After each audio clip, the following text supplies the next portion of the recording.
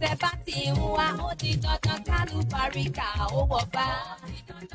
Ìyálọ́jà bàbá alájẹ oníṣẹ́ ọwọ́ oníṣòwò Ìyànà àpọ́n ilé bóa ibẹ̀ ní kẹwàá ìpolówó ọjà yín ibẹ̀ ní kẹwàá ìkéde àtètò tẹ́ bá fẹ́ ṣe ibẹ̀ ní kẹwàá ìròyìn àsìkò àtọ̀rọ̀ ìṣítí ìbáríkà ní ìdálẹ́jàkọ́ àdìjà àgbà ọ̀tẹ̀ o má ti kúrò níbẹ̀ òun ní kẹ́ máa gbọ́.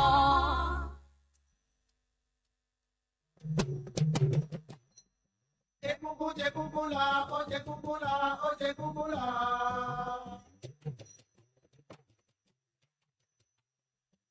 Òrìṣà jòrìṣà lọ, ó jòrìṣà lọ, ó jòrìṣà lọ.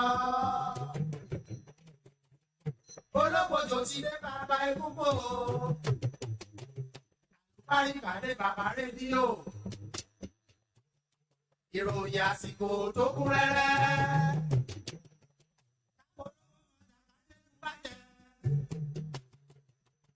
Eré oníṣe tó kọ́ ni lọ́gbọ́n. Àyàtáyé fẹ́. Onírúurú aṣọ lára lábẹ́ wọn. 89.9 láti ń jayé. Àlùbáríkà ẹ̀fẹ̀ dẹ̀ máa gbọ́. Tọmọdé dàgbà ẹ máa gbọ́ o.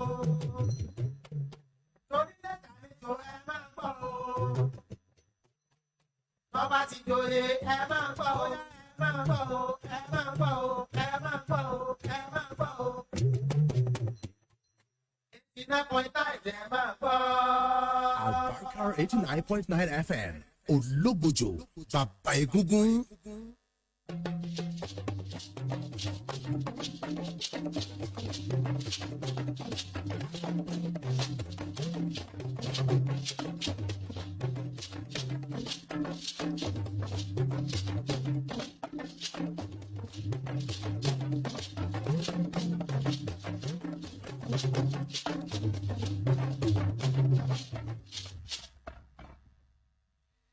ẹ kò dédé àsìkò yìí àsìkò kó lè dáa tí gbogbo wa ń bá kiri kírákítà dọ́là ká iṣẹ́ bí ẹrú òdà nǹkan ènìyàn ní píṣẹ́ adániwáyé ní pálùbáríkà ọlọ́wọ́n bá kọ́mọ́sà ìpálùbáríkà fẹ́nìkọ̀ọ̀kan wa ìròyìn ilẹ̀ wa lámútọ̀ yìí wá lédè àbínibí yorùbá láti yàrá ìròyìn albarka 89.9 tó fìkàlẹ̀ sí gánmọ́ Sunday Oyediran lórúkọ mi ṣáájú ẹ̀gbọ́n kókó tó wà nínú ìròyìn náà. Ìjọba àpapọ̀ ṣàfilọ́lẹ̀ ètò ìmọ́tótó àwùjọ gẹ́gẹ́ bí ìdáhùn sí ìlú gbòòrò kan àrùn onígbá méjì tó ń sọ̀rọ̀ bí àgbọ̀n. Àrẹ́lẹ̀ aṣòfin àgbà ní ààbò tó mẹ́ẹ̀ẹ́nlẹ̀ yìí túbọ̀ ń fọkò mọ́yọ̀ nídìí ìgbìyànjú láti jẹ́ kí ẹ̀ka ètò ẹ̀kọ́ kó dúró déédéé nílẹ̀ Nàìjíríà. Gúnmi tẹ̀ pẹ̀lẹ́ mọ́rọ̀ lórí ìpolongo fún ìjọba ilẹ̀ Nàìjíríà láti ṣe ìbojú àánú woni fáwọn jàǹdùkú. Kókó leegun iyán sùkù leegun àgbàdo ká sọ̀rọ̀ ká yọ kò mú òkun ní fi yẹni Àlùbáríkà FM 89.9 máa nìṣó.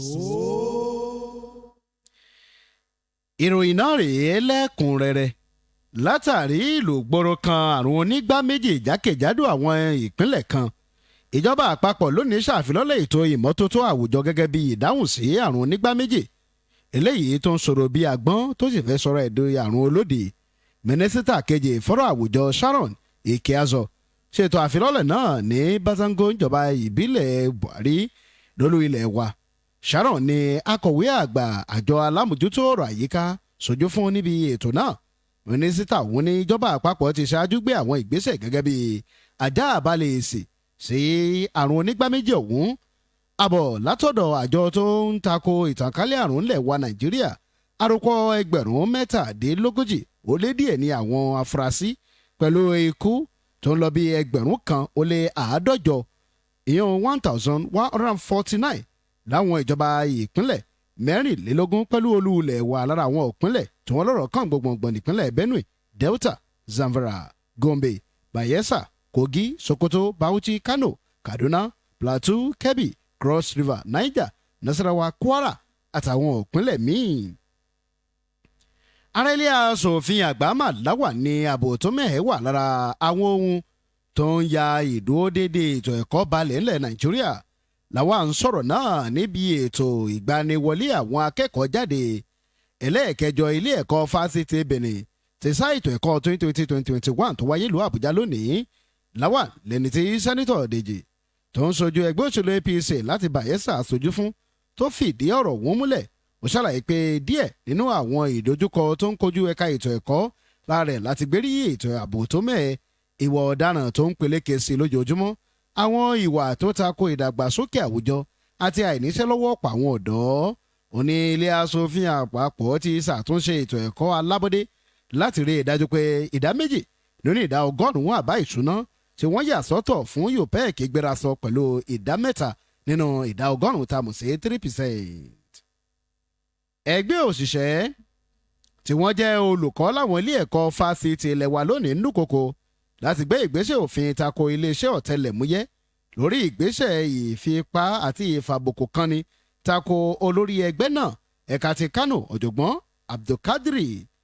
Ní ọjọ́ 18 oṣù kẹjọ ọdún yìí ní DSS gbé ìgbésẹ̀ tí wọ́n pè ní ìtayọ ààlà ẹni.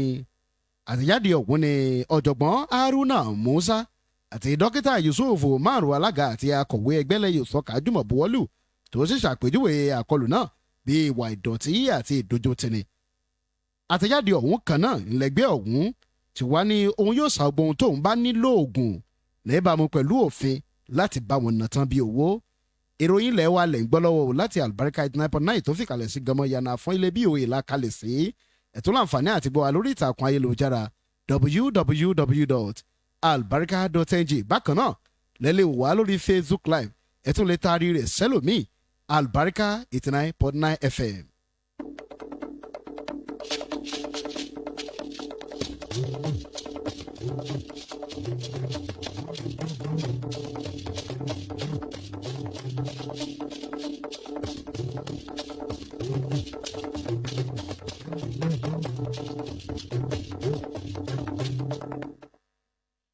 Ìròyìn ilẹ̀ wa ń tẹ̀síwájú lójú náà àti mú òpin bá iṣẹ́ ọwọ́ àwọn gbésùmọ̀mí jàǹdùkú.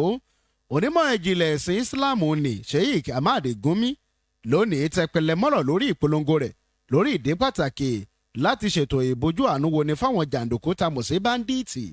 Gumi ní gbígbé ọ̀págun dìde pẹ̀lú àwọn jàǹdùkú ọ̀hún kò lè léṣonù lẹ́yìn kí wọ́n bojú àánú wò wọ́n láti pàṣẹ ìjọba àpapọ̀ lè yí gẹ́gẹ́ bí wọ́n ṣe fún àwọn ajàgbara Niger Delta náà ní àánú òbójú àánú wo ni. Ìsọ̀ lójú ọ̀rọ̀ yìí nínú àkọlé tó fi sórí àtẹ Facebook rẹ̀. Gómìnà lílo àwọn ọmọ ogun tako àwọn darandaran aládèmọ́ra ohun lo igun yóò túnbọ̀ fọ́pọ̀ mọ́yọ̀ ni o àti pé bí ẹ̀kún bá gúnni lẹ́sẹ̀ tó gúnni lọ́wọ́ àáfìdí balẹ̀ ni. Ẹgbẹ́ Miyetti Allah Kautaore ń ké sí ilé asòfin àpapọ̀ láti dá sí ọ̀rọ̀ kí wọ́n sì dẹ́kun ìgbèdánwò àwọn gómìnà láwọn ìpínlẹ̀ kan láti mú òfin tó ṣe lòdì sí ìfẹ́ranjẹ lójúgba ara ní kólekóle nítorí pé wọ́n fojú sọ àwọn Fúlàní darandaran ni. Akọ̀wé àpapọ̀ ẹgbẹ́ ọ̀hún arákùnrin Sila Alhassan fìpè náà síta níbi ìpàdé àpérò elétò àlàáfíà kan tó wáyé nípínlẹ̀ Nasarawa. Ó ní òfin ọ̀hún yóò bá àwọn èrè oko jẹ́ tí yóò sì sọ ọ̀pọ̀ mílíọ̀nù ọmọ Nàìjíríà sínú ìṣẹ́ òun ìyà nítorí òwe tó ní torí ọ̀yà láìsẹ̀dá ìsú torí ara ńlẹ́ la fi dárò oko àti pé ẹran ọ̀sìn ṣe pàtàkì fún ìṣèṣore àwọn ọ̀gbìn oko. Gómìnà Káyọ̀dé Fáyẹmí ìpínlẹ̀ Èkìtì lónìí sọ̀rọ̀ sókè lórí ìpè sáwọn ọlọ́pàá láti ṣàwárí àwọn tó pa arákùnrin Ọlájídé Sòwòrẹ́ àbúrò ajàfẹ́tọ̀ọ́ ọmọnìyàn Nìyànmọ́yẹlé Sòwòrẹ́. Ọlájídé akẹ́kọ̀ọ́ ilé ẹ̀kọ́ ga fásitì ìpínlẹ̀ Ẹdó tí àwọn afurasí ajínigbé kan já okùn ẹ̀mí rẹ̀ pàtì lọ́jọ́ àbámẹ́ta lópòpónà márosẹ̀ Èkó sí Benin. Àtẹ̀jáde ọ̀hún ni akọ̀wé ìròyìn rẹ̀ Yínká Oyèbọ̀dé nílùú Adó Èkìtì. Fáyẹmí wá ṣàpèjúwe ìpànìyàn náà gẹ́gẹ́ bí ohun tó ṣe ní kàyéfì. Fáyẹmí rọ àwọn ọlọ́pàá láti ṣàwárí àwọn tó wà nídìí ìṣẹ̀lẹ̀ gbẹ̀mí ọ̀hún. Gómìnà wọn nípínlẹ̀ Kaduna Nasiru El-Rufai ṣàfọ̀mọ́ ara rẹ̀ kúrò nínú ìpàdánù ẹgbẹ́ òṣèlú rẹ̀ níbi ètò ìdìbò ìjọba ìbílẹ̀ tó wáyé tòun ti bó ṣe pàdánù ní ibùdó ìdìbò rẹ̀. Gómìnà ní ìbò àwọn ènìyàn ìlú kọ́ ló ta kòun bí kò ṣe àwọn kánsílọ̀ àti iṣẹ́ tí alága ìjọba ìbílẹ̀ náà ṣe. Ó ní èèkàn nípa ètò ìdìbò ọ̀hún ọ̀mọ̀dá màálù òun dúró àrùnkò ń tijọ́ ọlọ́run ni àti pé ìjáwé olúborí ẹgbẹ́ òṣèlú PDP ní ẹkùn ìdìbò ọ̀hún túmọ̀ sí pé òṣèlú àwarawa fẹsẹ̀ múlẹ̀ jìngìrìn. El-Rufai sọ̀rọ̀ náà lórí ètò móhùnmáwòrán kan tó kópa níbẹ̀ lónìí. Láti fòpin sí ìròyìn ilẹ̀ wa tẹ́ ń gbọ́ lọ́wọ́ láti yàrá ìròyìn Albarika 89.9 FM lédè àbínibí Yorùbá kókó oníròyìn náà rèé lẹ́ẹ̀kan sí i. Ìjọba àpapọ̀ ṣàfihàn ètò ìmọ́tótó àwùjọ gẹ́gẹ́ bí ìdáhùn sí ìlúgbòrò kan àdúrún onígbá méjì tó ń sọ̀rọ̀ bí agbọ́n. Arẹ́lé aṣòfin àgbà ní ààbò tó mẹ́ẹ̀ ń túbọ̀ fọpọ̀ mọ́yọ̀ sí ni o lórí ìgbìyànjú láti mú kí ẹ̀ka ètò ẹ̀kọ́ fìdí múlẹ̀ jẹ́ngìrìn ńlẹ̀ Nàìjíríà. Gúnmi tẹ̀pẹ̀lẹ̀ mọ́rọ̀ lórí ìpolongo fún ìjọba àpapọ̀ lè yìí láti ṣètò ìbójú àánú wo ni fáwọn jàǹdùkú. Ọ̀rọ̀ ìyànjú látinú àká olóòtú fi àwòrán ọjọ́ ọ̀la tó dára lélẹ̀ níwájú rẹ̀ ṣiṣẹ́ tọ̀ láìka rẹ̀ sọ àrá rẹ̀ àti àbá rẹ̀ di àṣẹ láti pè wá fìròyìn tó wà létí nípa àwọn ìṣẹ̀lẹ̀ tó lọ láyìíká àti àgbègbè yín ẹ lè pe yàrá ìròyìn Albarika FM sórí aago 070 84 81 26 75 Fẹ́mi Dàda lóòtú ìròyìn Sunday Oyediran lórúkọ mi èyí ló pin ìròyìn ilẹ̀ wa fún talẹ́ òní ẹ kú kalẹ̀ o Albarika.